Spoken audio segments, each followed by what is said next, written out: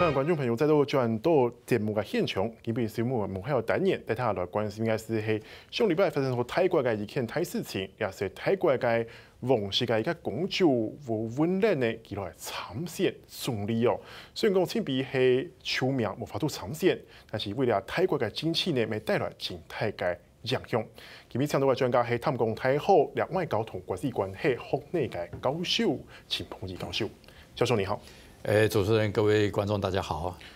教授，我想請教你第一個問題，就是說，這位這個烏汶樂公主，她雖然說已經沒辦法確定沒辦法參選，但是我們還是很好奇，說她的身份，她說已經放棄了自己王室任何頭銜身份，但她可能還保有這個王室的家族的身份。但她說她是用平民的身份來參選。是。那既然是用平民身份來參選，為什麼到最後還是沒辦法參選？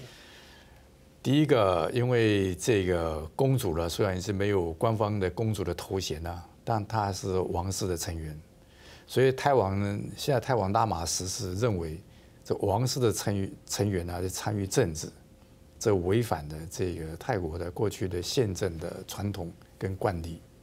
他意思就是說，王室的成員在泰國的政治呢，都是超越他在上面的，不實際從事政治的。那他這樣做，就會給王室帶來很多的困擾，這是第一點啊。第二點呢，因為在2月8號提名首相的最後一天呢，有2個重要人物。第一個是現任的首相帕拉育被提名為這個公民力量黨的首相候選人，接着就是這個烏汶樂被這個泰衛國黨或是泰愛國黨提名為這個首相候選人啊。那這2個人呢，都在媒體的造成轟動，所以如果是這個公主出來去參與政治的話，就會跟現任的首相形成對立的局面啊。那這樣子就對於王室來講，就他的處境就非常困難了。怎麼說？老師怎麼說？這個處境為什麼對王室來講會造成王室的困難？對，因為假定啊，這個投票的結果是這個公主獲勝，那現任的首相是代表軍方的立場啊，軍方是不是繼續支持這個泰王，就會演變成後面的這一連串的問題出來。因為畢竟現在這個政府啦，是2014年軍事政變上台的嘛，那這個拉瑪十世在2年前呢，是不是要出任這個國王？要不要登基？讓他登基？聽說那個時候的樞密院的主席啊，是過去軍方的這個也做過首相的普瑞摩，他是還有保留意見的。那他跟現在這個軍政府的關係是很密切的，所以最後他們妥協啊，讓這個泰王先登基，還沒有加冕呢，加冕是定在今年的5月6號加冕，所以他還沒有啊，現在是2月份啊。他到5月份能不能夠加冕得成呢？都還有問題啊，這中間還可能會出現變數，也不知道。所以他最近這2年呢，泰王跟軍方呢維持非常密切的關係。老師，那我們看到說，其實從這樣我們可以看到說，泰國政治其實蠻複雜的，包括說，我現在有2個問題想跟你請教說，第一個就是說，泰王他是需要跟這個軍方要維持密切關係，所以反對自己的親姐姐來參選。那第二個問題就是說，那泰王知道自己的親姐姐要參選嗎？這件事情，我想事先他應該不知道。是怎麼說？對，他是2月8號早上突然去登記的，所以是等於是像是突襲式登記。對，他事先不知道這個事情。那所以說，他不能這樣子參選。當我們看到說烏汶樂公主後來她在 IG 上，她也是這個網絡的。就是使用者哦，是他在 IG 上其實有說，怎麼會這樣子？然後覺得他沒辦法為人民服務，其實有點可惜的感覺。是。那皇室成員對這個公主怎麼看這個公主呢？皇室的成員呢，沒有什麼評論。是，因為這個是泰國的過去的慣例啊，對王室的任何的行為都不見諸於報端的。是，所以說，包括這個現在這個泰王啊。他在很多國外的行為都是非常怪異的，他還穿短褲、穿拖鞋，然後穿個短背心，在那個德國的慕尼黑街上跑來跑去。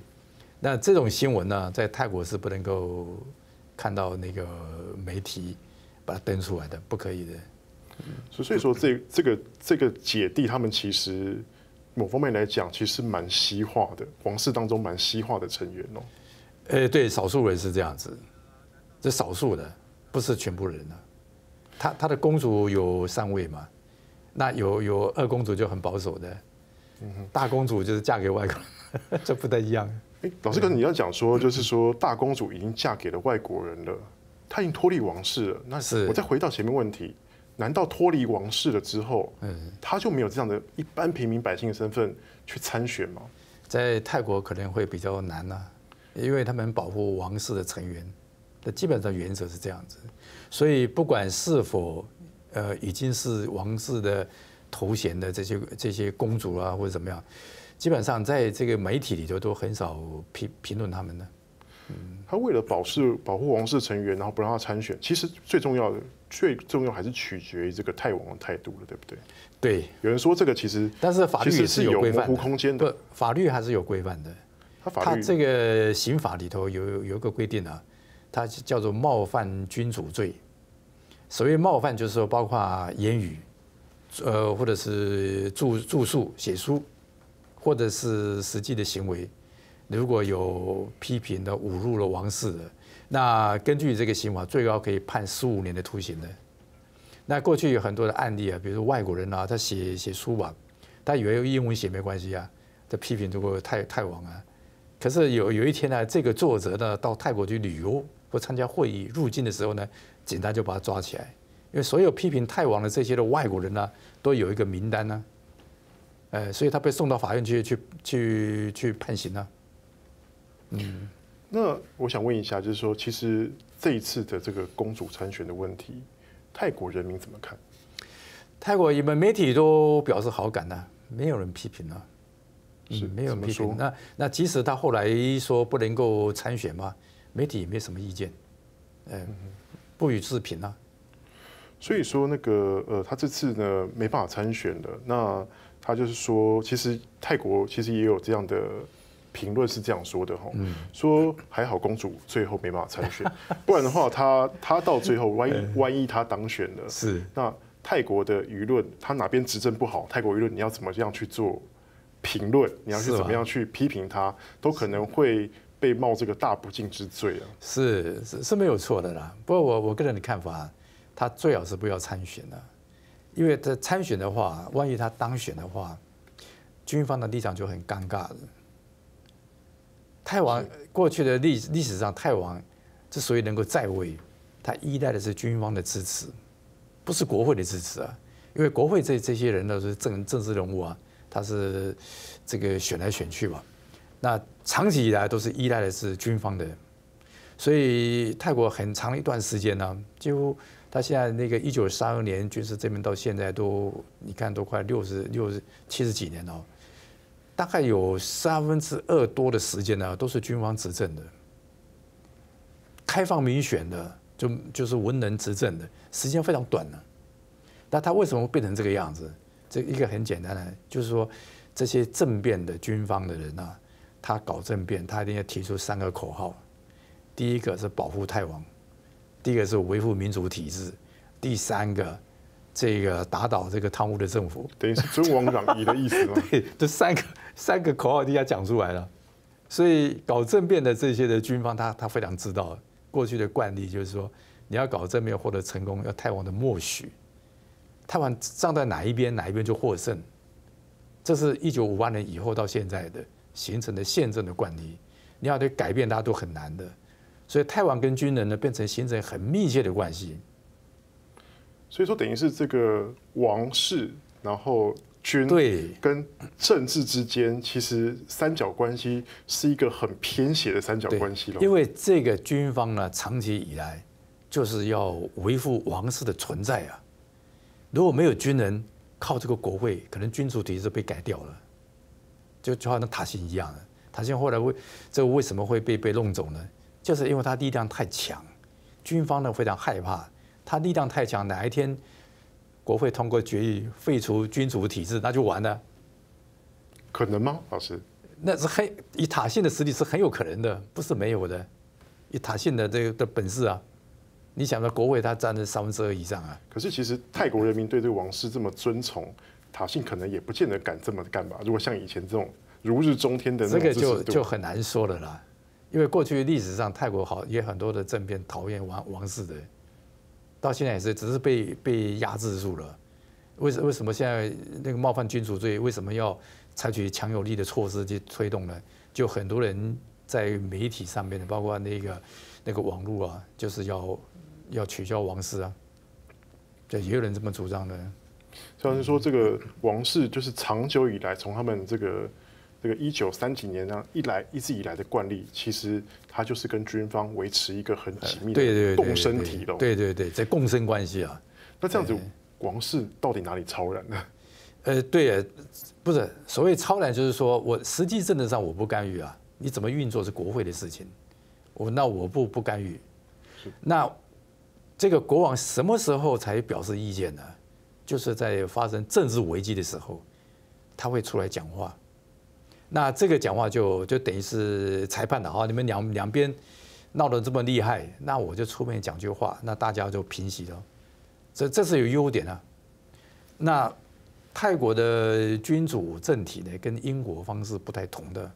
英国完全是靠法律的，那泰国是没有这一套的，他靠实际上的影响力。所以以前的拉玛九世，因为他个人的声望不错，所以他的影响力，就是说他讲句话，大家都觉得他讲话对，他讲话是对的。像1992年呢，就是一个很明显的例子。1992年当时的这个军方就顺通啊当那个首相嘛，那他们呢这些人都不是国会议员出身的，那反对党就说，当首相怎么不是国会议员呢？那一定要改宪法啦，修改宪法啦，把它限制啊，就是一定要国会议员才能够出任首相啦。那军方就不同意啊，所以两边都是上街头打架啦。这泰王把他们找来啊。那么这两个人加上书院的那个院长3个人，就在电视上公开播放。这3个人从进来，泰王就坐在这里，那3个人就跪着爬进去啊，是跪着进去啊，爬进去。那泰王就坐在那个凳子上头啊，就跟他讲说，世界上没有一种法律说不能改的、啊，你为什么坚持不能改？可以改啊，就讲这些话。所以这个会面结束之后呢，就改成修改宪法，就变成军人他没有这样的民选身份，所以可以当总理了。泰王就是在政治上，就是你要出现危机的时候，他会站出来讲话。所以这就是他所谓的超然，就是对超然就指的是这个。好，谢谢老师。那是今比上半场的内容哦，下半场呢继续来关注哦，像了那个泰外国党呢，可能是为本那个宪法法庭经过改善，能够未来对泰国经济带来哪个用来影响咯？继续来关注。而下半场呢，我想。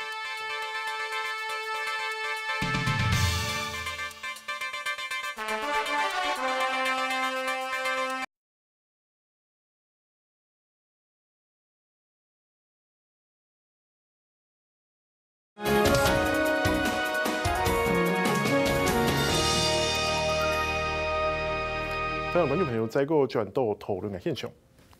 老师，这是上半场我们讲了很多，包括这个王室在这个他们整个泰国政治界的影响力，跟他所谓的超然的地位。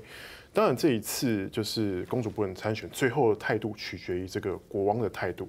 那当然，现在的选举委员会也把他这个乌温勒公主的资格取消掉了，甚至还向这个宪法法庭。就是提这个诉讼，说要把这个提名公主的泰爱国党给解散掉。老师你怎么看？这个是要走这个法律程序的。这个宪法法庭是1997年的宪法的规定。那他为什么要透过这个宪法法庭解决政治的冲突呢？因为在这个之前，很多的政治冲突最后就走上街头嘛。他们认为这样不行，所以一定要有一个机构。来裁决这个政党是不是符合这个政党法的规范的，那他有权利把它解散的，所以宪法法庭就变成以后的政治冲突的最后裁决机关呢。所以，那么这一次中央选举委员会就把这个案子送到那个宪法法庭，由他们来决定到底这个政党是不是违反的政党法的92条。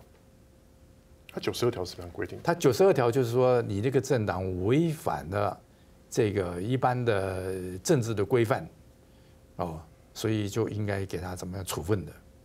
那现在宪法法庭受理，老师，那你怎么看？他可能会有怎么样的判决出来？是的，因为这个泰王的命令已经下来了，在2月8号的晚上，泰王的发布一个谕令啊，就讲这件事情，说这个公主呢参选是违反了泰国的宪政传统，这个是不适宜的。因此，宪法法庭的法官就会根据这个原则来做成裁决了。他不可能违反这个谕令的，在我个人的看法是这样子，他会根据这个泰王的谕令，然后做成裁决的。那现在的一个最大的可能就是这个政党呢会被解散。那这个解散之后，对泰国的政治选举是下个月3月24号选举嘛，造成多大的影响吗？非常大，因为这个党提名的候选人有100人，这100人都不能参选啊。就不能参选了，所以这个党呢是属于塔信的，支持塔信的政党，所以100席假定参选了100席能够中选20席 ，OK 啊，那至少他还有人会进入国会嘛。那现在这100席就没机会了，他们没有这个机会能够进入国会的，所以对这个塔信的政党来讲的话，就剩下那个卫泰党。那卫泰党呢，是最后那个银拉当首相被赶下台的时候，那个时候的政党叫卫泰党，但这党继续还存在的，但是力量已经不如前了啦，因为很多的这个党的过去的民意代表，最近呢都脱党了，跑到别的政党去了，所以他的力量已经大不如前。老师，你有刚才提到说一个塔信的政党，这个泰爱国党也属于是个塔信势力的政党。对，他2个政党，那支持他的。我们看到那他为什么要有这2个政党呢？因为他的估算，假定其中有一个政党呢被解散的话，他还有一个党存在。所以说这个是算在他的对他的算计里头的。哎，所以说像因为塔信之前的这个泰爱泰党，因为一些力量争议，最后还被宪法法庭解散的一个政党，他已经有这样的经验了。对，所以说这个泰爱国党跟这个塔信的关系，算是他创立政党吗？还是属于他的旗下的分支？外围的这些人支持他的人组成起来的，他背后塔信他们出钱啊。你知道这个党的党魁很年轻，大概才30几岁吧，都是年轻人啊。是。那你觉得这个宪法法庭有可能会给这个泰国党任何的辩解机会吗？当然，现在他现在已经发函给他了，给他7天的时间答复，已经发函给他了，就是说你7天答复，提出说明，然后他们再开会决定，这会是定在这个月的24号吧。所以说，等于是在月底之前。就会知道这个党未来的他到底是活是死的样子。对。老师，那我们可以知道说，如果今天少这个泰国党的参选似乎没看到军方的实力，似乎会不会已经在这段时间来看的话，就这5年的时间，还准备了5年的时间，就为了要争取这个民意的支持度，军方实力在现在是不是可以说在泰国已经是无人能挡？如日中天。对，他现在这个宪法的一个规定啊，就是今年开始实施，这头5年，这个首相是由参议院跟众议院联合选举产生的。众议院有500席，参议院250席，这个250席都是委任产生的，不经过选举的。换句话说，现任这个首相呢，这个帕拉育呢，就可以操纵这250席的，是属于他的啦。那另外就看国会500席，他那个赢多少嘛，2个加起来，所以他一定是在我的个人看法，他是稳操胜券的，他应该是会赢的啦。所以这个下个月投完票，我相信他应该继续担任这个首相的。然后宪法还有一个特殊的设计，什么设计呢？众议员的任期是4年的，参议员是任期5年的。你看，一个5年，一个4年，这什么差别吗？再告诉我们一件事情：下一次再过了4年，就国会改选嘛，国会改选那个首相跟着改选了。那个时候的，现在这个参议员还在啊，他还有权利决定下一任的首相人选的。你知道他的设计是这样子啊，所以现任的参议员呢，他有权决定的。那这个250席什么时候才改掉呢？什么时候才改掉呢？他宪法有一个规定，就是说，他有落日条款吗？没有，他是这样子，5年过后的，这5年过后，参议员的任期，参议员的人数从250席减为200席，然后那个国会呢，选举产生的首相呢，只有众议院有权利，参议院没有权利的。这5年过后的，可是如果这5年没有碰到什么太大的挑战，您觉得这个帕拉育现在他也不太可能碰到什么挑战了吧？依照现在的形势来判断的话，目前来看，反对势力是不大的了。所以除非塔西他们又像以前一样搞这个群众运动嘛，要不然以正常的民主选举的话，塔西的力量是赢不了的。所以说5年之后，可能就算他的参议员的席次减少了，这个帕拉育还是有可能，或是军方的势力还有可能继续对，应该还继续存在。只是说这个帕拉育是不是继续连任就不太晓得了。那这个事情呢，应该是在这个去年的10月份吧，这个陆军总司令曾经发表一个意见的，很重要。以记者问他说，以目前泰国的目前情况，大概将来不会有什么军事政变吧？他说那就要看情况来决定的，得看情况来决定的。除非是军头来反对，除非是有军头来反对。陆军总司令是这么说的啦哦。